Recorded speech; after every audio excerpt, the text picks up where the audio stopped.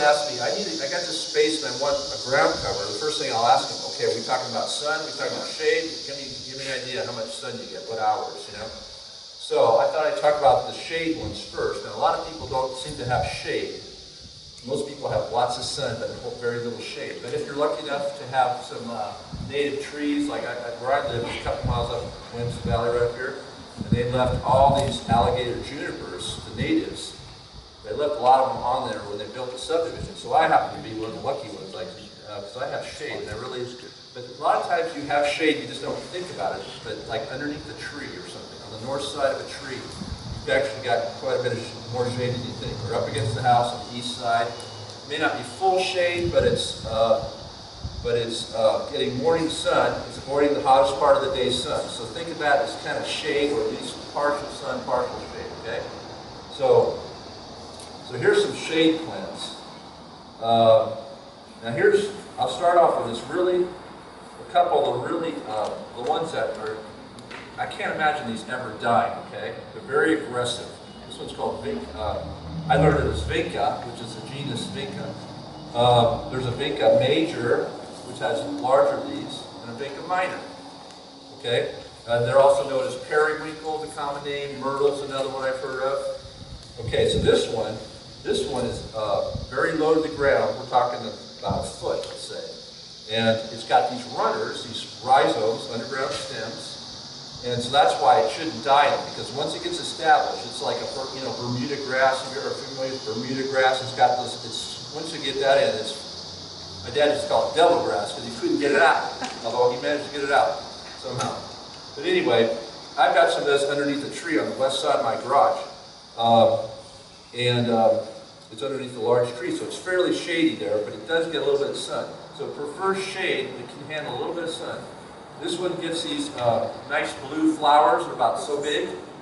So the only difference between the Vinca major and the Vinca minor is really the leaf size, and the flowers are just slightly bigger on this major. And what I do, it's such a tough plant. I stop watering in the winter because I just don't want to, use that much water.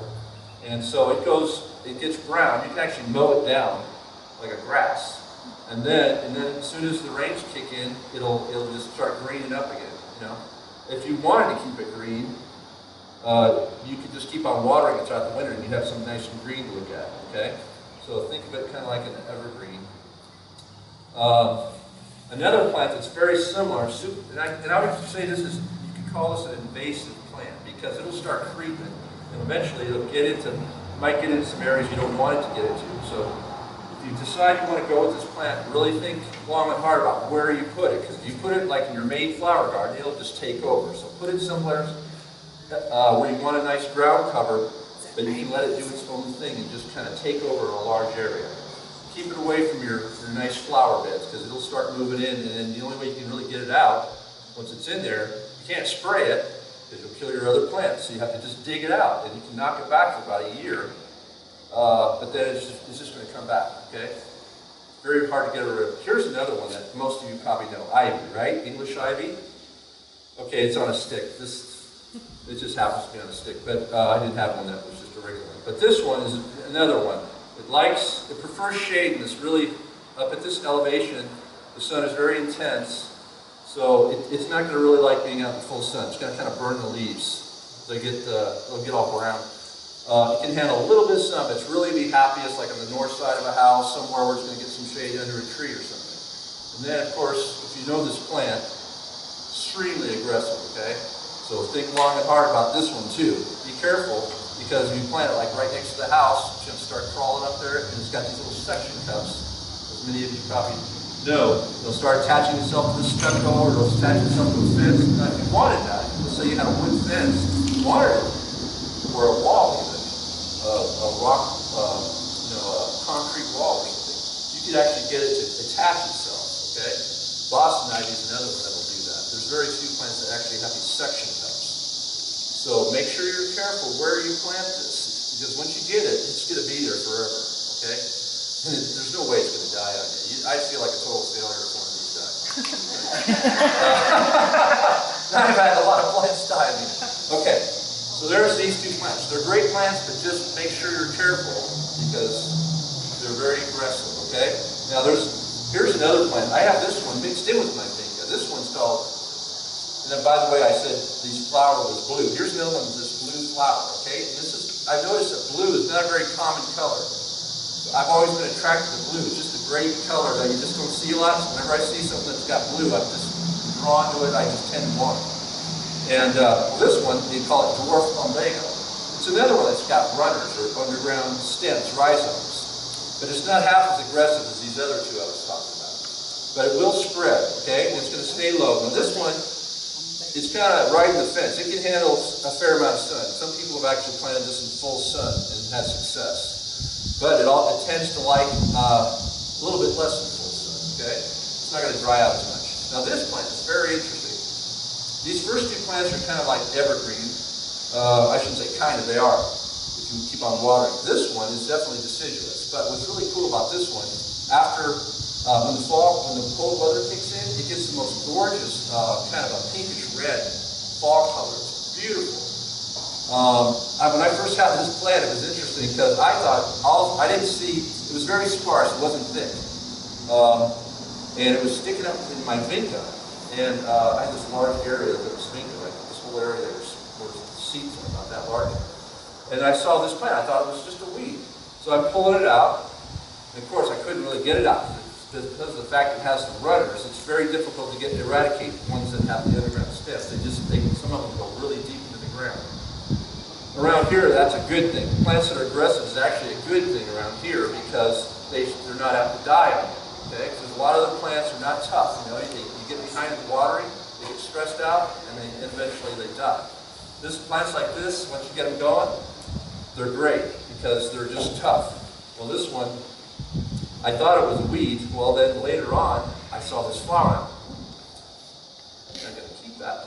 So I didn't even know what it was. There's a lot of plants that might be around your yard. You think they're weeds, but they're not. They're actually plants that somebody out there, whoever owned the house before you, planted it, and now it's not doing so hot anymore. But it's hanging around probably because it's drought tolerant. The question? If you build a house that has vacant rhizomes, cover that with ground cloth for a couple of months before those rhizomes? Yeah, you may not kill it, but you'll suppress it. Like I was talking about Bermuda grass. That's amazing. Those roots, I had St. Augustine on top of this, where I had Bermuda grass, and I dug down one time. I had to dig down for a pipe or something. There were roots that were way down in the ground. And I'm not really sure how deep these go, but chances are you won't kill it, but you'll suppress it. That's a good way to keep plants out, is just keep the sun from hitting it. Okay? So you want to change landscape area, cover it, and suppress those. Right. But I would try to dig it out as much as I could, then cover it. Because then you like I said, you can knock it back for a year or two, and then you'll see how deep they go. And you might want to go a couple of feet and get as much out as you can, and then cover it, and then you probably won't have much of a problem. You know, that's a really good way to. I just missed the name of that plant. This one right here? Oh yeah, plumbago. That's a common name. Plumbago, P-L-U-M-B-A-G-O. Dwarf plumbago. Okay, so here's another plant. Now this one I learned from the Latin name, Ajuga. A-J-U-G-A. Ajuga, that's the genus. Ajuga, I'm not too worried about the species names. Usually I pay attention to the first name, the scientific name, the genus. I pay attention to that name. It's very specific. If you want to know about plants, there's common names can be so confusing in different parts of the country. You could have 5 different names for the same plant. There's lots of plants that have the word rose in it, or myrtle, or this or that. You don't really know what you're talking about. But so I like to at least learn the genus, if nothing else. Okay. So this one they call it Ajuga, and the common name is called carpet bugle. Okay. Incidentally, on these tags, these names, usually the last name is the most important name. The first name that you read is usually a variety name. To me, that's the least important name. If somebody says, I want a burgundy glow, which is, I won't have a clue on what they're talking about, okay? You got a burgundy glow, I'm going to scratch my head going, never heard that one. Because I learned some of these variety names, but you can't possibly learn them all. Some of these plants have just tons of varieties. So the most important name is usually the last one. So I'd say carpet bugle would be an important name on this one, or juga, okay? So in any case, this is another one that likes shade. It's very low to the ground. We're talking, there's different ones that aren't quite as colorful as this. Maybe they might be darker green. They all have these little flowers. And here's another blue one. Isn't that amazing? I'm telling you, there's not that many with blue, but yet there are some. And they tend to, I don't know, maybe they're shade lovers. So anyway, this one is not very aggressive. Well, it's kind of a medium aggressive, let's put it that way. Because I was looking at this one list one time, most aggressive plants, and this one came up. I never really thought of this as being super aggressive, but it's another one that's going to crawl, okay? A lot of these ground covers are going to have rhizomes, and they're going to just keep on reaching out and flattening themselves, okay? So this is a very nice plant for obvious reasons. The colors, all the different colors, right? Okay, so now, okay, this is one of my favorite plants. Okay, this one is actually a conifer. It doesn't get cones like you would think, like on a pine. It doesn't get woody cones. It can get like this little fleshy fruit, looks like a raspberry. But this particular one, I have this. It's called yew, Y-E-W. Okay. There's a tree there's a little known timber tree that grows up in Northern California called Western yew. And it's got a little bit longer leaves, and that's when I first learned about yew. And, okay. And anyway, this is a really interesting plant. It's the only plant I know of, yew, that doesn't drop its leaves, or in this case, needles, okay? They just stay on for years. It's the weirdest thing. I can't think of a single other plant that does that. And so, you're left with this incredible plant that's just green for 12 months out of the year. But, like shade. Even if it says full sun, partial sun, don't believe it. It's a shade lover because here we are at around 5,400 feet. The sun's extremely intense. And these grow in areas, if it was a native plant, let's say, it would grow in an area that gets a lot more moisture, a lot more water, might be closer to sea level, longer growing season, and so forth. That doesn't get the cold, you know. So anyway, this one, it'll get a couple feet high, and it's according to this, it'll get 8 to 10 feet wide. Now, whenever you see one of these things, don't take them literally, okay? That's one of the first things you gotta realize, that you have to make little modifications. When you read these Monrovia tags, they have all kinds of great information, but you have to modify things. Like I was saying, it might say full sun, partial sun. Forget it, it's shade, okay? If you see the word partial, then that should be like a red flag. Forget about the sun now, just blot that one out. Go with the partial sun and start thinking shade or partial shade, okay? That's one of the first things that is important to learn, because here we are in the desert Southwest, very arid, and the heat's very intense. The sun is so intense that you have to modify. Okay, so there's another yew, by the way, that's over by this cottonwood tree. It's got longer needles, and I have that one. It's called, it's a different species, okay? The needles are it kind of looks like a rosemary. They're about 1 inch long, and I love it. It's my favorite plant for my shade garden because of what I already mentioned. It just stays green all year long, and when in the dead of winter, and we're talking from October through March now. We're not talking just dead winter time. We're talking fall through the end of winter, like when it's starting to look like spring in March. All those cold months, if you have a deciduous plant, if you're overloaded with deciduous plants, you're going to end up with a dead-looking garden. So you got to be careful not to plant too many deciduous plants. You know, if you want like really nice colors, shrubs, you know, then most of those end up being deciduous, okay? But if you get overloaded with deciduous plants, it's kind of a mistake, I would say, okay? So try to find as many evergreens as you can that you like. Because a lot of times, like let's say a lilac, for example, you wait all year long, you get 2 weeks or maybe 3 for flowers. The rest of the year, you're looking at the leaves. Well, not the rest of the year. During the growing season, you see green leaves. It's a nice looking plant. So when you select a plant, try to visualize the plant without the flowers. Do I like this plant without flowers? Because that's usually what you're going to end up looking at on a deciduous shrub, for example. So keep that in mind, okay? Don't get overloaded. Is that invasive at all? No. They grow so slow. Here's one. I have this one called Hicks yew. It's the other variety. It said it goes 10 to 12 feet tall and not very wide. It's more of a column shape. thing only grows 1 inch per year for me. It'll never come close. You know, I'll be long gone. The plant, I've had it for 7 years. I waited 3 years before I saw any yellow leaves. I saw a couple of yellow leaves. I flicked them off. The maintenance is almost nil on them, okay? And so you can't, that one you really can't make even close to being literal, okay? If it says slow, usually at the bottom it'll say the height and width. It'll also say if it's a fast grower, a moderate grower, or a slow grower. So if you're looking for that information on these Monrovia tags, they came up with an updated one that's a little different. But this particular one, it's usually in the bottom left, but you can find it most of the time. The other thing about these Monrovia tags, unlike a lot of these other tags which don't give you very much information, this one, you want to know if it's deciduous or if it's evergreen, whatever the case, it's not always obvious, right? Usually in this text on the upper left, they'll describe the plant, and towards the end, the last word says evergreen, right here. If it's not in there, it's usually in the text. Sometimes they leave it out, but most of the time it's there. Okay, so anyway, this is a fantastic plant, okay? Shade look. Okay, we're still on shade look. Okay, here's a really cool plant. Now if you want, a lot of times it's a good idea if you have shade, it's a little dark in there, so you want to brighten it up, so you get something that's variegated. It's got 2 different colors.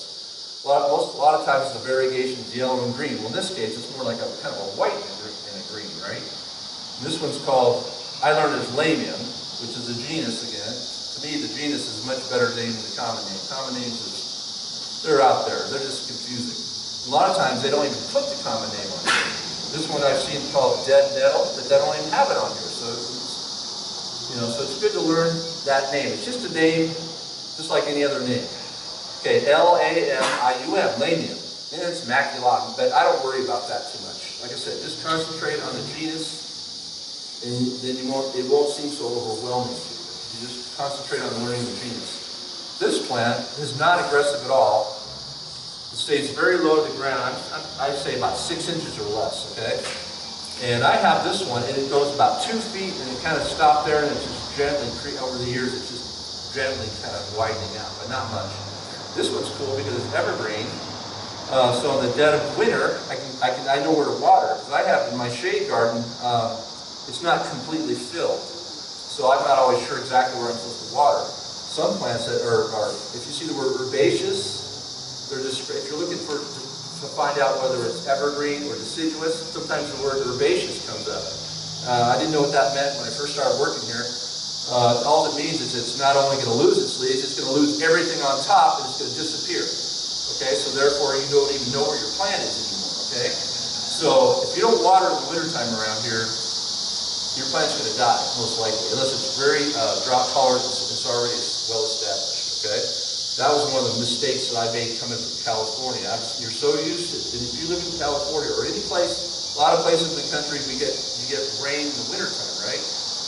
Well, here it's the exact opposite. You hardly get anything from fall through winter, fall through almost spring, okay? And it's just like the big water truck in the sky decided to just go on strike or something, you know what I mean? I mean, it's ridiculous how dry it can be. Plus, we've been in drought for almost 20 years. We're talking a long time. It's just so dry. It's extremely important to water in the wintertime, okay? Anyway, I like the fact that it's evergreen because I know where to water, right? Well, this one, it's a nice plant, and this one happens to have white flowers, but normally, here's another one, another variety of this Lamium that has these nice pink flowers, okay? This plant, I looked it up in the, have you ever used the Sunset Western Garden book? It's like the old Bible before the internet program. It's got tons of plants in there. And they're all listed by genus. They're in alphabetical order listed by genus. If you look it up at the index under the common name, it'll send you to the genus, okay? So anyway, they said this plant is a great one for pots or hanging containers because it hangs down. And then they said it hangs way down. Just if you let it go, it just keep on going. So keep that in mind. This is a good one for containers. A lot of plants you can actually grow in containers around here, by the way. Most plants, I would say. Is that pretty drought tolerant? I'd say it's probably moderate, okay? So far, the ones that are the toughest would be this vinca, the ivy. Yeah, they all like water, but no, I would say it's moderate. I would call it a drought tolerant plant. let's see. Okay, now, and we're almost done with these shade lovers because most of these are going to be sun lovers. Okay, now here's a plant. It's not technically a ground cover. It's another shade lover called coral bells. This is a common name, but it's not always on there. In this case, they give you the Latin name, the genus. They're only giving the genus, not the species. And then the last word is the, if you ever see parentheses, like one parenthesis, quotes, like quotes except one. There's not two, it's just one on either side. That means it's a variety name. That's the third name. You've got genus, species, and then subspecies or variety, okay? So this one, see, they're telling you hooper. They don't even mention coral bells. That's what I'm saying. It's important to learn the genus, okay? So this one's hooper. It's spelled H-E-U-C-H-E-R-A. You got that K sound, the C-H, okay? Well, anyway, this is a really interesting plant. I should have brought, did I bring another one? Oh, I guess I only brought this one. But anyway, this happens to be a light colored one. I should have brought this other one. But there's other colors that are kind of this reds.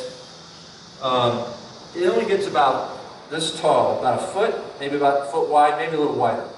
Now this one looks really good in the front of your shade garden, right in the border, because it's pretty low, and then they get this long stalk, skinny stalk with these dinky little flowers hanging down off of it, okay? And they hang on for a long time, almost like a dried flower, so it's a pretty cool plant. Now this is another one that's evergreen, see?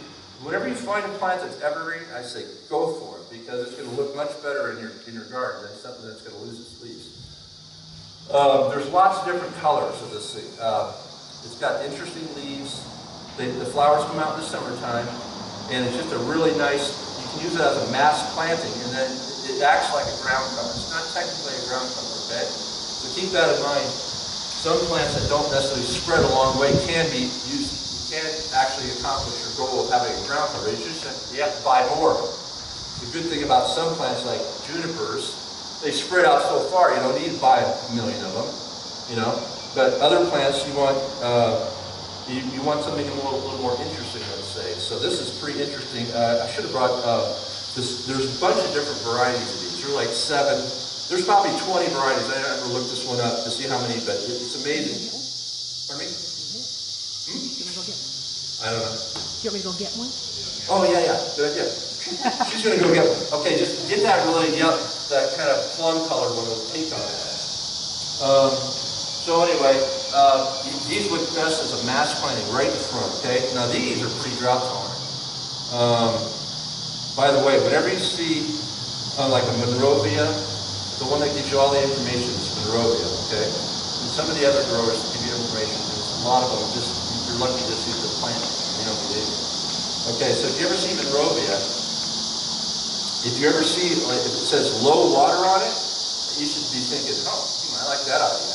Because I found that the plants that are drought tolerant, low water is another way of saying drought tolerant, okay? Water-wise is another word. They all mean basically the same thing.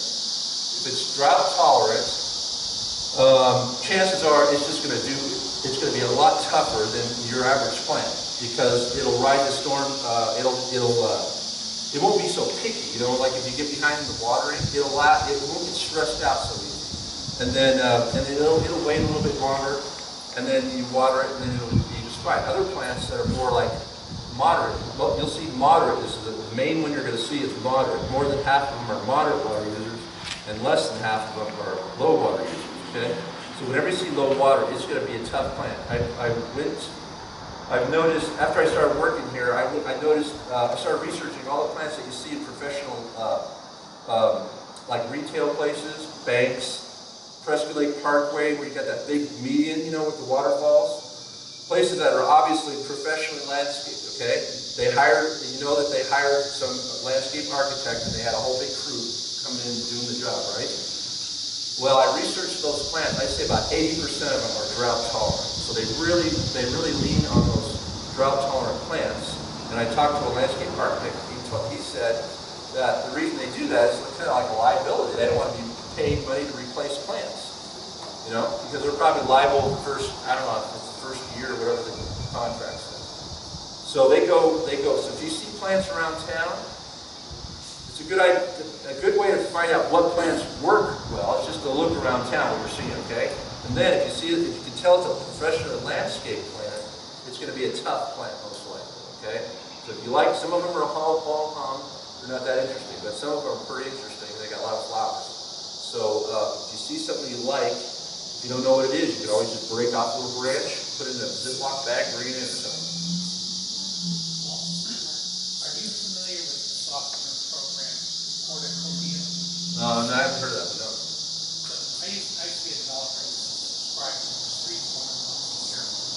They would give you 1 to 2 pages, which they had 15,000 lines. Wow. And they would give you these beautiful 1 to 2 page, complete descriptions, photographs, watering, bugs. It's called, what again? Horticopia.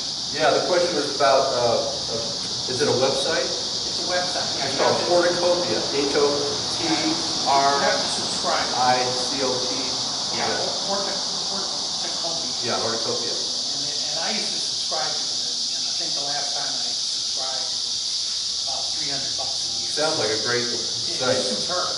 I have to check that for sure. Horticopia. It's like the Western. There's so much stuff on the net now. If you find some really good sites, you can get all kinds of great The information. question is, are you aware of another source of that kind of highly detailed information? Giant paper.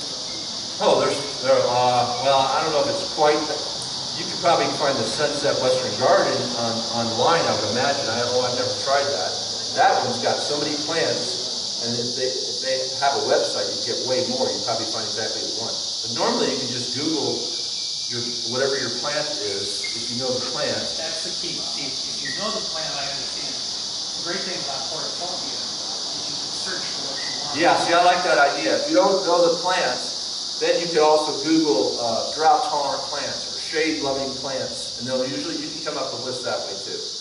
There's so much stuff, and then there's a lot of stuff on YouTube as well. So anyway, okay, so I think I covered some of the main shade-loving. Oh, by the way, here's a couple more of these hooperas, okay? There's all kinds of different looks.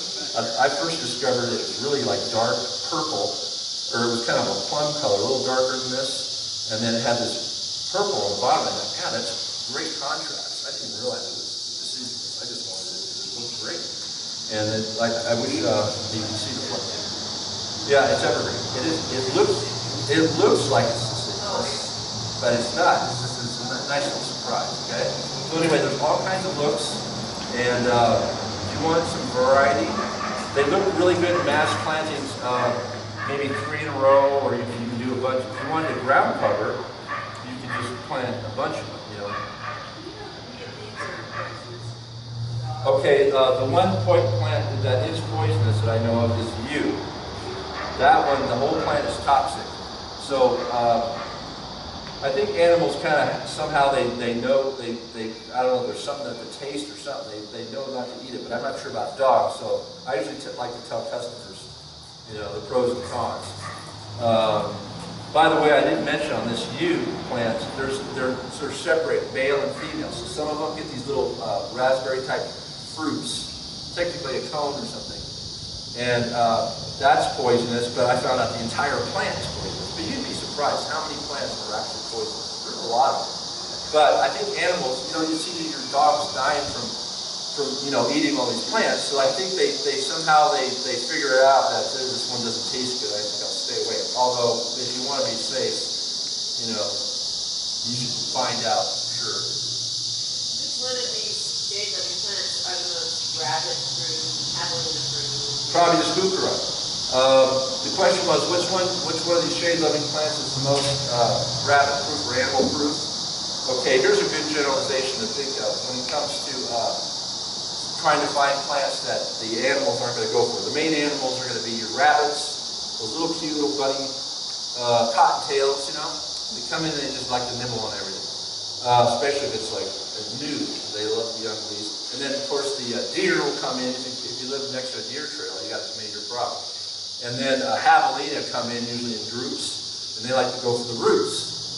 So anyway, those are like the 3 ones, and then gophers are huge problem. So anyway, here's a good generalization about plants that seem to repel. If they kind of hairy, these happen to have kind of hairy leaves, you can just feel it. Sometimes you can see it. You can see how these are kind of, they have these little cilia, these little hairs, and they don't like that. For some reason, this is the way it feels to them. They also don't like things that smell good to us, like rosemary, lavender, what's another one? Salvia greggii, that autumn sage that the hummingbirds love. They don't, it's a mint family, and even the mint family. Anything that smells good to us, they have these animals have such a heightened sense of smell, it just overpowers them, okay? So if you got, so anything that smells good is probably going to repel them. Although javelina tend to go for roots, so sometimes they'll even go after something that smells good. So it'll be, it's a little tricky, you know, with animals. They can just, sometimes they don't read the memo. We've got these lists, you know. Which ones, and so and people come and say, oh yeah, well. So anyway, what's another good generalization for, let's see. So hairy leaves, oh yeah, waxy leaves. They don't like waxy leaves. I'm not really sure why. So succulents, they don't tend to like succulents. Speaking of succulents, okay, so now, since I got on that subject about succulents, here's a plant that's a succulent. Now I'm going to switch over to sun lovers, okay? I'd say the majority of the plants in here, for sure, are sun lovers. That doesn't mean they all need full sun. A lot of plants do fine with less than full sun, technical definition 6 hours or more. There's a lot of plants that do just fine with 3 hours, okay? They may not flower quite as much, but the plant itself is not going to dry out as easily. It's going to be a happier plant. So you've got a lot of leeway. If it says full sun, if you have an area that's really out in the open, getting blasted by the sun at least 6 hours, maybe 8, 10 hours, I would look for a plant that says full sun only. If it says full sun and partial sun, like I was saying before, then you might want to kind of negate that full sun and start thinking about partial sun or partial shade or even shade, okay? So this plant is a really interesting plant. This one's called stonecrop, and there's a bunch of different ones. The genus is sedum. A lot of people just call them sedum. That's like a common. Often the genus is like a common. Well, I'd say more people call it sedum than they call it stonecrop, okay? So like I said, the last word on here is the most important. The one on the bottom says stonecrop. This says John Creek. I don't really pay a lot of attention. There's so many different varieties. I can't memorize them all. I've memorized quite a few of them, but there's just so many. So if you come in and you're asking about a plant, make sure you know the important name. If you're going to use a common name, don't call it by the variety name, because it's just not known by its variety. It's known as a stonecrop first, and then it's known by its variety. Okay. So this one, they don't spread a lot. A lot of these only spread about a foot, but they are super tough. They're extremely cold hardy, like -30, -40. I mean, you could plant these above flagstaffs. Which kind of surprised me. I wouldn't think a succulent would do so well in such a cold environment. But it's the opposite of what you think, which is often the case. Another good thing about these is it says low water on it, so they're really drought tolerant. These are really tough plants. I've seen places that were neglected, there's nobody living there, and you see this stuff growing. So once you get it going, no matter what it says, the first year or two, you want to get those roots established. Treat it, even if it's a low water user, think of it just like any other plant. You got to kind of nurse it along for the first year or two, maybe even 3 years. Make sure it gets plenty of water. I mean, even plants that are low water users like water. I mean, they'll grow faster and they'll look nice. So anyway, it's extremely drought tolerant. So this is a really good choice for sunny areas. No, these are actually evergreen. We're getting lucky here. Quite a few evergreens. And see, it says right there, like I said, right at the bottom, this upper left, they give you a description of the plant. The last thing it says is evergreen. Is it invasive at all? Sorry? Is it invasive at all? No, is it invasive? I would say nothing like those other ones I was talking about, the baker, the ivy, but maybe minorly invasive. Actually, these don't spread very far. They only spread like, it says 6 to 12 inches wide. I mean, each one's, if you were to plant something like this and you wanted, it's perfect over rock walls too, because they'll hang down. And they get flowers. Now I would say no, they're really not invasive. But, and I don't think the roots are that deep either, you know? So if you wanted to get it out and want to replace it, it probably wouldn't be that difficult. Nah, not really. It's not really meant to be walked on. Oh, speaking, the question was, can you walk on it? Well, let's see, do I have it up here? There's a plant called thyme, which most of you know is a bird, right? Creeping thyme and woolly thyme. And I can't remember if I've got it, but I know we have it here. Well, I could have sworn I grabbed it. Let's see. Well, I'll talk about it anyway. By the way, there's a lot of ground covers right up here along this area over here. And towards the back, okay? We have annuals up here, but we also have some perennial ground covers. Okay, unfortunately I can't seem to find this thyme, but anyway, we have flats of it, and they're extremely low. You want to really, something to put like between your pavers, your stepping stones. It's a perfect plant for that. And you can actually take some foot traffic, that's what you were talking about. The woolly thyme is supposed to be a little bit better than creeping, but both of them actually can handle some foot traffic, okay? Yeah, they can get in there and they get these little dinky little pink flowers, and they're super low. They're like about 4 inches or something. That's another one that'll go over a wall, really look nice. Oh, good. Yeah, sure, it's right here. Thank you. Here's the woolly thyme. Okay, see how it hangs down? So it's perfect for like on a wall or a rock garden or something. But it's also good, like I said, in between the pavers, and because it can handle foot traffic, and it's not going to get too tall and get in your way, right? Here's another one called creeping thyme. So we generally keep those down in a lower greenhouse, but this time of year we start transitioning plants up here as the annual. Yeah, full sun lovers. Now these are also extremely cold hardy. I mean, it blows me away. They're like -30. You know, whenever you see anything that's minus, that is fantastic, because at least you don't have to worry about the cold hurting your plant. If you get 0 to -10 or more minus, you're in good shape. If you see 0 plus 10, you can kind of get away with it on many plants, but some plants are a little bit more vulnerable. If you see something like 10 to 20 above, then you're really running your gamut, okay? Yeah, they're pretty drought tolerant, okay? I believe they are. I've never actually grown this one, so they smell. It smells fantastic. I should pass it around. Let's see, these little tags will tell you. I think they are, but I'm not really sure, so I don't want to say one way or the other. Here, I'll pass this over here. They smell great. It's a nice bird. Oh, speaking of plants, okay, now most of you probably know this one, rosemary, right? Okay, there's different rosemaries. There's the ones that grow up, the upright ones, and there's the ones that trail, prostratus, I guess they call them. Okay, here's the one that, like I was talking about, smells good to us, so the animals tend not to like it. So it's a good choice, but you got to be careful.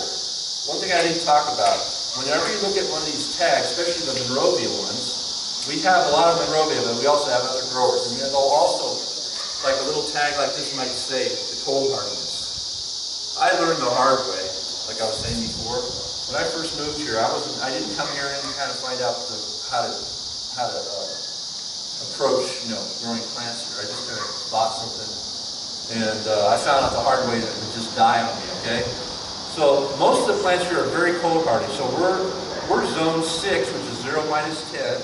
They're giving you the low end, or the cold end. Okay, zone 6 or zone 7, which is 0 to +10. It goes in 10-degree increments. The lower the number of the zone, the lower the temperature, and then the higher the number, the higher the temperature. It's easier to remember. So if you saw zone 8, you could just figure it out by going 10 degrees.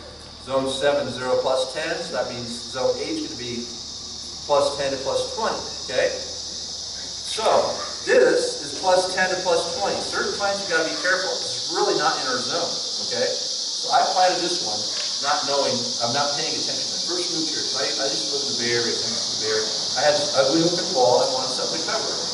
It was a concrete wall, it was only about 1 or 2, or about 2 feet up. And it didn't look good, so I thought, I got to get something that's going to hang down. And I planted 3 of these guys, and they spread really nicely, and it did exactly what I wanted. And I had these blue flowers, here's that blue again. In the wintertime, if you want a wintertime flower, this is really cool. But, okay, but I planted mine out in the open, okay? Well, they died. The winter came along, boom, that was it. And I wasn't really sure at first why they died, because I said, God, did I water them enough? I could have sworn I watered them. I kind of learned some of my lessons about not watering enough. the winter, you know? So anyway, I finally started asking questions, and then you start finding out what the deal is. Okay, so I encourage you strongly, whenever you look at a plant, the first thing you want to find out, how cold hardy is it? If it's not cold hardy, you'll be wasting your time and money and effort. And you know, let's face it, planting plants is not, it can be back-breaking work, you know? So it's very disappointing, you know? To me, I get bummed out when I plant, guys. So to avoid all that frustration, all you have to do is just pay attention.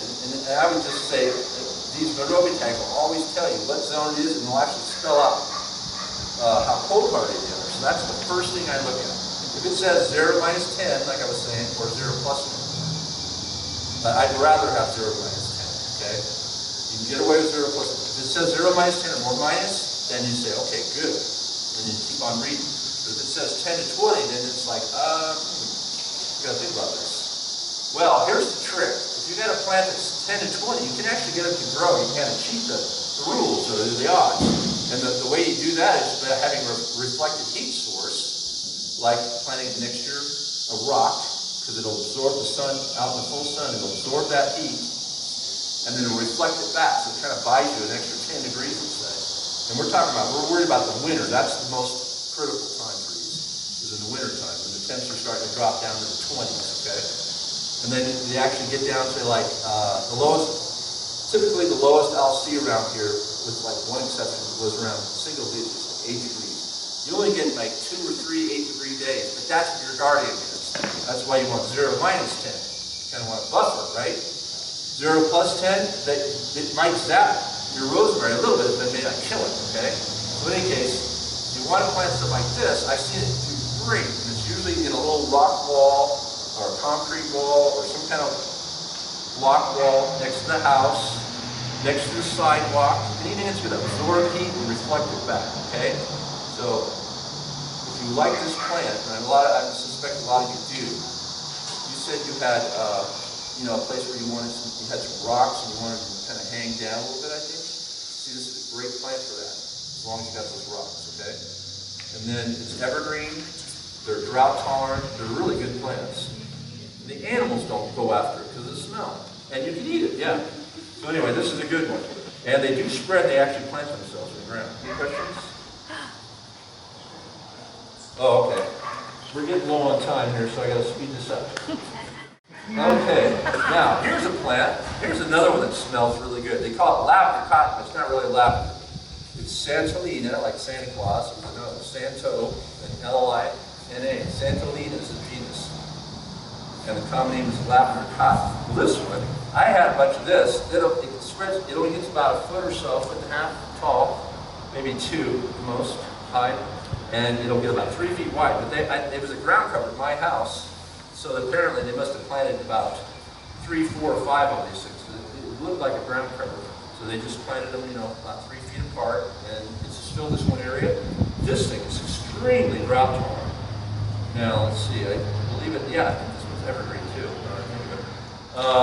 This one gets these flowers that are kind of like round buttons almost. They're yellow, almost kind of they're yellow towards mustard color. Okay, they come out in the summer, and there's a picture of it by the way. Okay, so that one is a tough plant. It's so drought tolerant. I found out most of the plants on my property were drought tolerant. I didn't even realize that until I started working here. I started researching all these plants, and I really didn't know them all.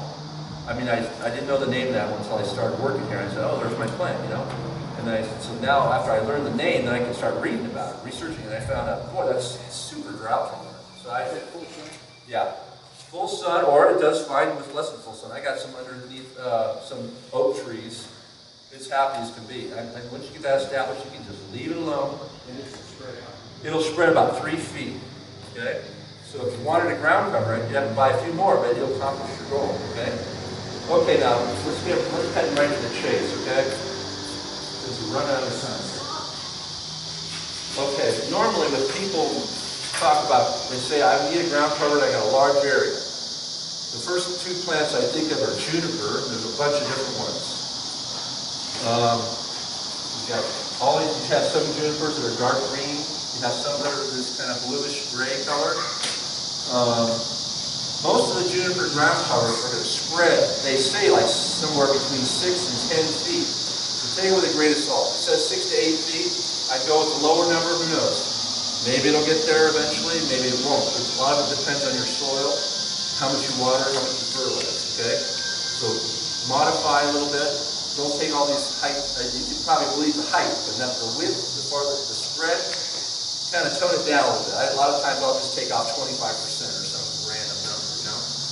So anyway, these are really drought tolerant once you get them established. The junipers, so I'd say the two top choices for sun lovers, or areas that have lots of sun, would be juniper, or this plant. This one's called cotoneaster. The common name is the genus. It's like cotton Easter with one T. It's all one word. Cotoneaster. There's several of them that are saints. We have several varieties that are the same basically the same plant, same genus, species, different varieties. So usually the main difference is how high does it get. Okay. Sometimes a variety might just be the color of the flower or something. In this case, it's just the height. Okay, these things are only get about a foot or less. There's one called Coral Beauty. That's the variety name, Coral Beauty. That one gets 2 feet. You'll see a lot of this around town. Places like Harkin Cedar. You see them all over the place. They really spread. This is an evergreen. Also, both the juniper, this one, they're good choices because they're nice and they're going to have something to look at for that extra 5 months out of the year, right? Between October, and March, let's say. You got some nice and green. You got to be a little careful. There are a few cotoneasters that are not evergreen. They look really cool when they start turning. So make sure whenever you look at one of these tags that you want evergreen. Make sure that it says evergreen or ask somebody. Or look it up. Okay? Don't assume.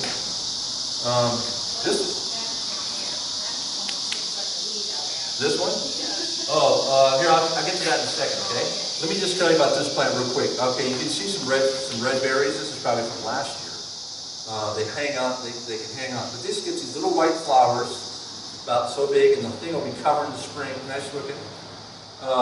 And then you'll end up getting these red berries. So if you see these around town, they've got the kind of green, glossy, small leaves. If you see the berries, it's kind of a giveaway. And they're usually spreading a little bit. This one can actually hang over walls. So if you want an evergreen that's going to hang over besides the rosemary, it's much more drought, it's much more cold hardy. It's really a better choice because you can plant it out in the open somewhere too. They say they don't like to be cut. It's better not to put, if you read about this in that Western Garden book, it says, see how when they get older and woodier, they look like little stumps when you cut them off. And I've seen it doesn't look terrible, but it doesn't look attractive either. It's better if you have a nice area and you can just let it do its thing and it's not going to encroach on your sidewalk where you have to cut it all the time. Keep that in mind because it looks much prettier and the maintenance will be much easier if you just plant it away from the sidewalk, okay? Is that spread or is it? Yeah, these things spread way out. They spread, I should have mentioned that. No, they kind of hang on top. Same thing with these junipers. Can plant themselves, but oftentimes you're just amending your hole, you plant it, and the rest of it is pretty hard, right? So a lot of times the juniper will just lay right on top. They can, but these things, they spread, but they don't really necessarily plant themselves, at least as far as I know. You've got some. Yeah, so what do you think of this plant? You like it?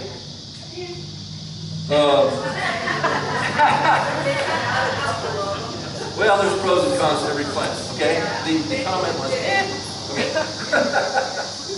Okay, so anyway, let's see, what else? Okay. Pardon me? Oh yeah, this one. Oh, this one? Yeah. Okay, now I wanted to throw in a lot of the ground cover. There's a lot of junipers that stay about a foot or less. This one, they spread like 6 feet, something like that. Maybe it might say 8 to 10. Think of it like 6. I don't know exactly how much, but like I said, don't take it literally. But this one only spreads about 3 to 4 feet. But I wanted to include this one because it has all this nice yellow color. It's called Sea of Gold. That's the variety name, Sea of Gold. And from the picture, you can see how yellow it gets. It's a really nice one. They get around 3 feet, maybe 2.5 feet, something like that. But if you plant, you space them out around that 3 feet, let's say, you can have a really nice looking ground cover. It'll keep the weeds out. It'll give you some color contrast. It'll be a tough plant. It can handle cold, no problem. All the conifers can handle it. Pretty much all of them can handle the cold, okay?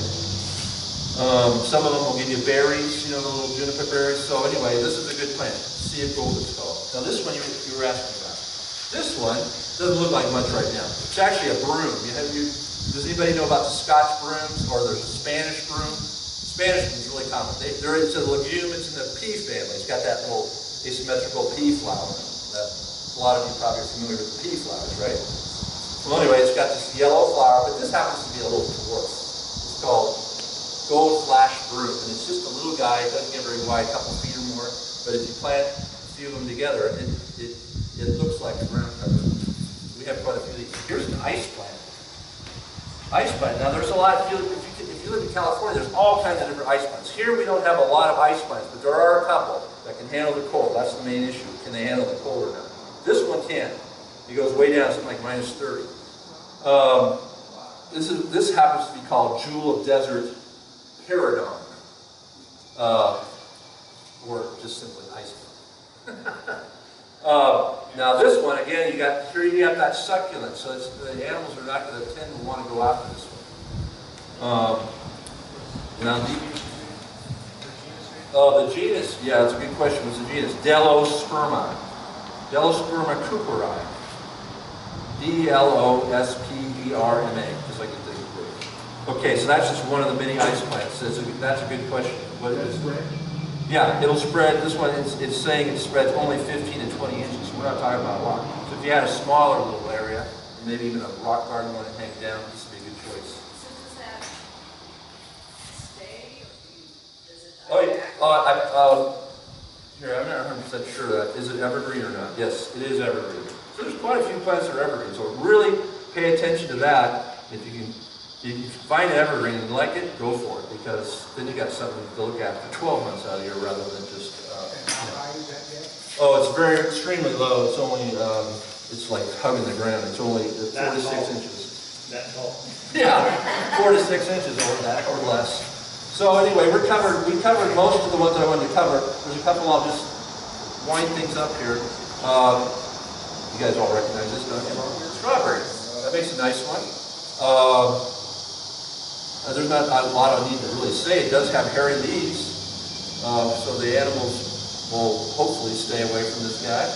They're not too hungry. Of course, they might go after these guys. But a lot of times you'll see this stuff. It'll be kind of there's a wild strawberry too. You'll see this stuff. It's very low to the ground, and oftentimes I don't see a lot of fruit on them.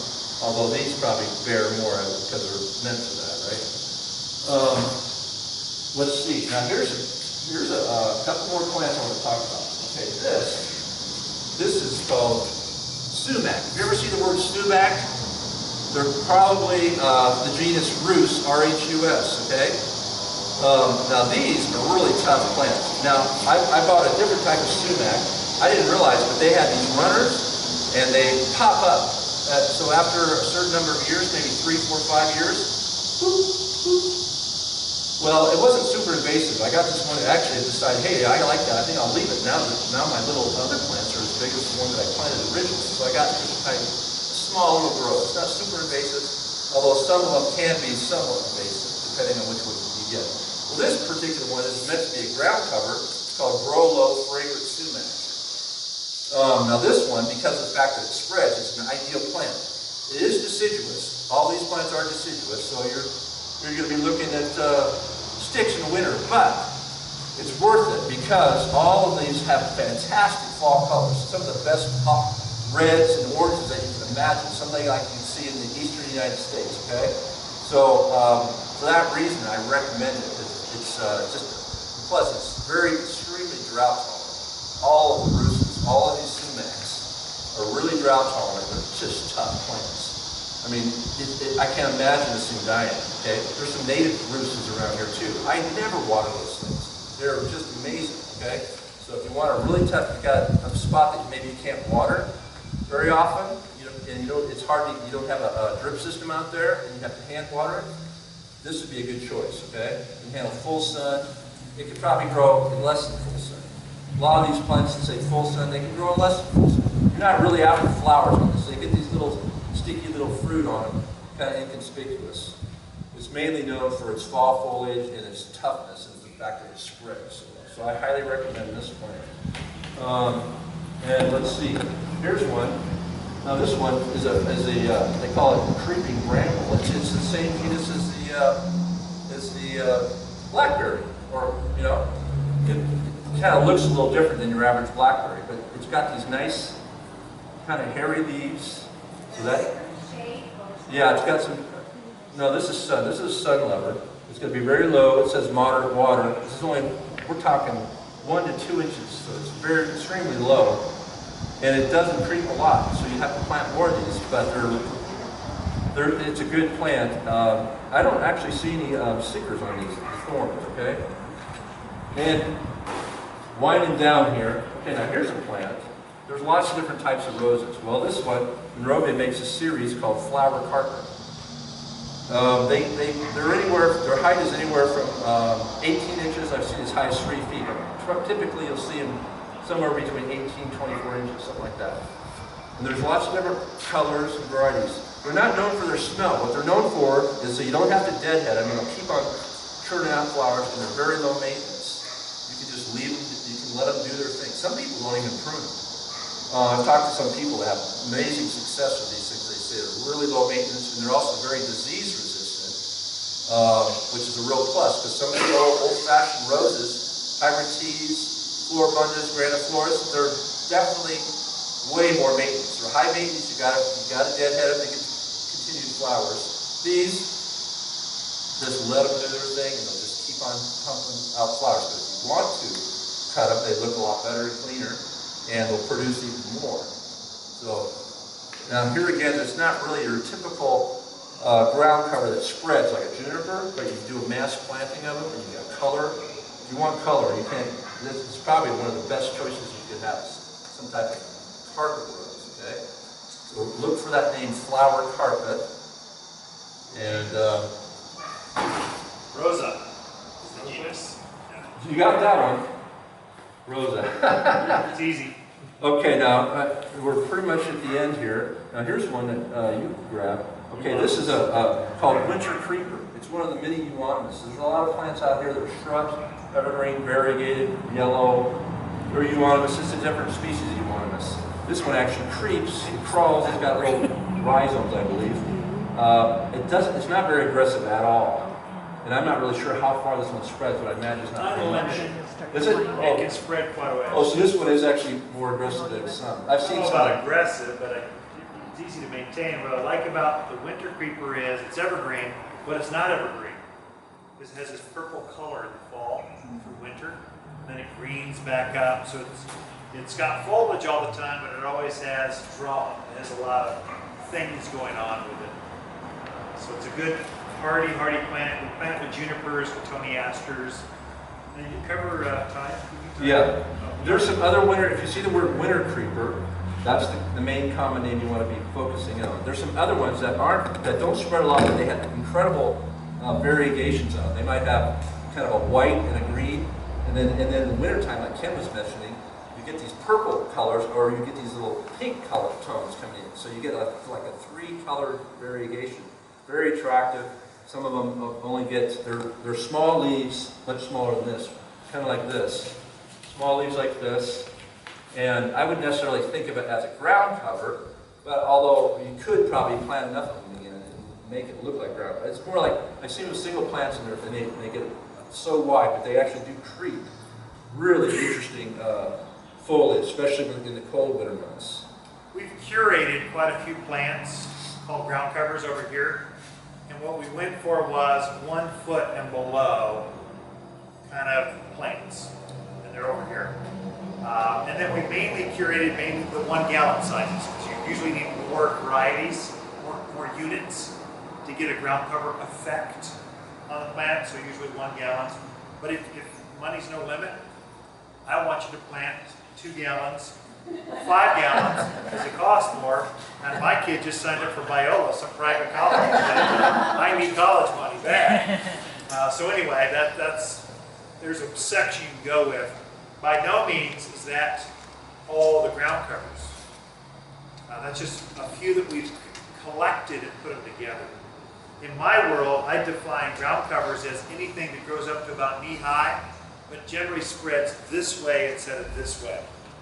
You can have multi-layers. You can have some hip highs going to knee-high to actual ground covers and have more of a garden-esque kind of ground cover.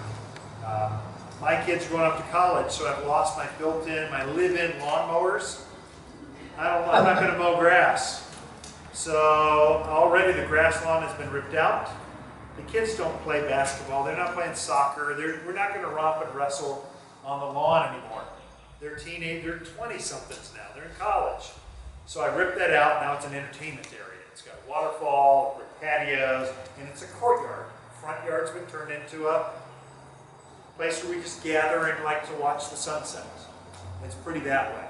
And so there's seasons in life where you just change your landscapes to fit your lifestyle. And I don't want to be a slave to maintenance. It wasn't a water issue. It wasn't that big a lawn. It was only 700 square feet. It never took that much lawn. It was basically where I could just play soccer and throw the ball and dent the car. And your kids are from. younger. So right? Anyway, how many units do you need? That always comes back. So here's the quick math. When you're looking at the level, let's just say this cotoneaster. This says, the label says it grows 6 inches tall, 8 foot wide. So you can plant these at 8-foot intervals. Okay? And they would grow into each other within a few years. If you're impatient, what I do is I'll divide that in 2. So I'll plant these at 4-foot intervals. I'll plant them about like this. So within just a season or 2, I'll have this overlapping green mass. I personally don't want to wait 5 years before it starts to look like a ground cover. So I tend to pack them in a little bit tighter. I do the same thing for my privacy screens. So privacies, I'll cut whatever it says the width is, I'll cut it in half, and quickly you get this overlapping living wall effect. The ground covers are the same way.